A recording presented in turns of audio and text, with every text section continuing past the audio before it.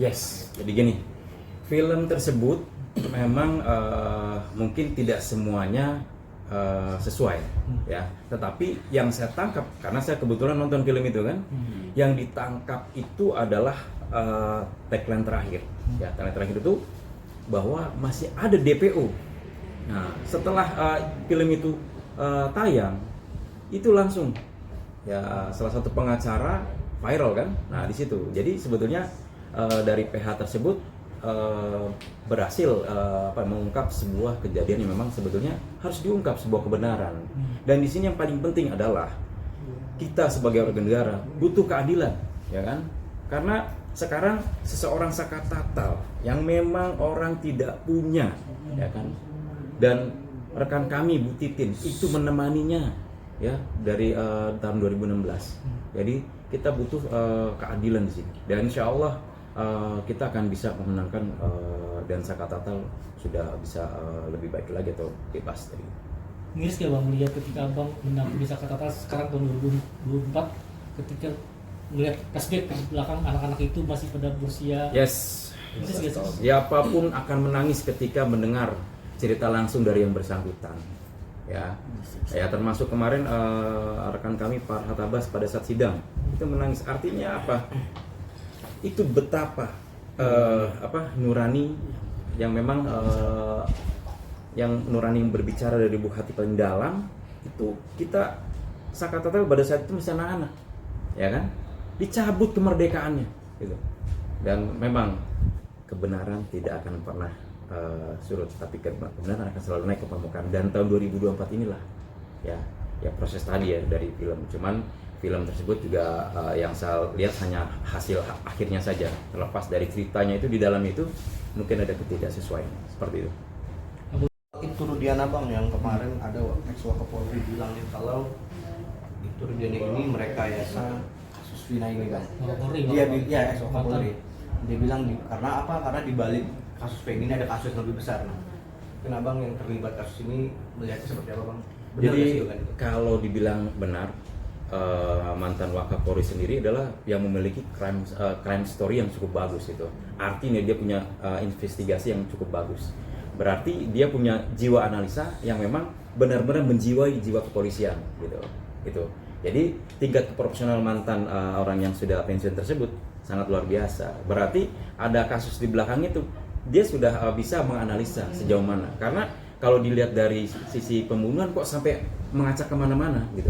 Dan kalian tahulah semua, ini dibilang pembunuhan, tapi ini kecelakaan gitu kan. Nah, satu lagi, itu kok bisa yang periksa itu dari tim narkoba, di situ kita lihat gitu, seperti itu. Artinya Abang setuju dengan ini adanya konspirasi bisa seperti itu Bang?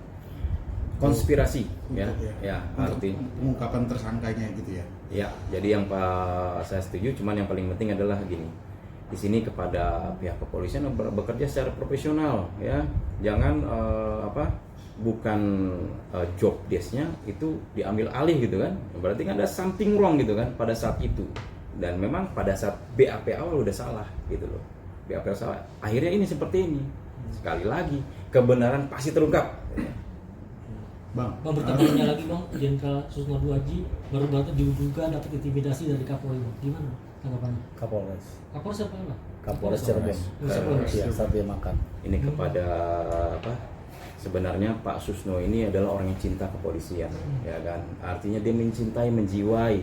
Nah, hanya saja ada seseorang yang tiba-tiba pada saat dia menemani makan, ya, itu tiba-tiba seperti yang kalian tahu semua, itu di si yang menemani itu dilaporkan ya dia gitu, seperti itu. Itu kan aneh diperiksa begitu kan. Itu ayo dong benar-benar menjiwai jiwa Kapolri seperti Pak Susno Aji gitu dan Pak Ugro ya seperti itu. Ketika dia benar boleh melakukan itu Bang? Ya sakatatal itu pengen menunjukkan bahwa saya ini benar gitu loh. Tidak melakukan seperti yang disangkakan. Seperti itu. Jadi caranya apa? Ya udah sumpah pocong. Sumpah pocong itu sebetulnya kan tradisi bangsa Indonesia kan, kearifan lokal gitu. Seperti itu. Jadi ya sah-sah saja mau melakukan sumpah pocong. Artinya dia mau menunjukkan kepada masyarakat kita. Dan yang dilakukan juga di masjid kok. gitu, seperti itu. Tapi ada yang bilang katanya hukum di Indonesia tidak mengenal sumpah pocong. Abang sendiri gimana bang?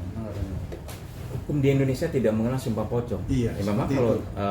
artinya gini, sekali lagi sumpah pocong kita mau menunjukkan bahwa klien kami itu mau menunjukkan tidak melakukan hal-hal yang seperti yang disangkakan. Artinya kami yakin, ya makanya saya total pada saat itu tuh udah bingung nih, waduh udah capek, udah makanya begitu ada tantangan yang katanya Rudiannya bilang mau sumpah pocong, sikat bleh gitu kan. Kita realisasikan. Itu seperti itu. Silakan. Terakhir bang, berarti upaya bang sebagai kuasa hukum Saka untuk memperbaiki namanya apa sih bang? Ya ini kan dengan PK ya. PK itu kita lakukan sebetulnya yang pemutus pada saat itu tuh. Nih, sekali lagi saya harus flashback ya. Kalau sudah itu salah ya, putusan itu salah, PK itu nanti kita menangkan oleh kita. Berarti hakim pada saat itu apa? Perlu dicek kembali itu semua tuh, hakim dan JPU-nya dicek terus semua tuh. Telusur ya. Kita harus tunjukkan kepada bangsa kita, rakyat kita, inilah pembelajaran hukum yang baik kepada negara kita gitu. Boleh dibilang peradilan sesat, Pak. Ya, peradilan sesat itu disampaikan rekan kami juga kan, gitu ya. Sip. Oke. Siap.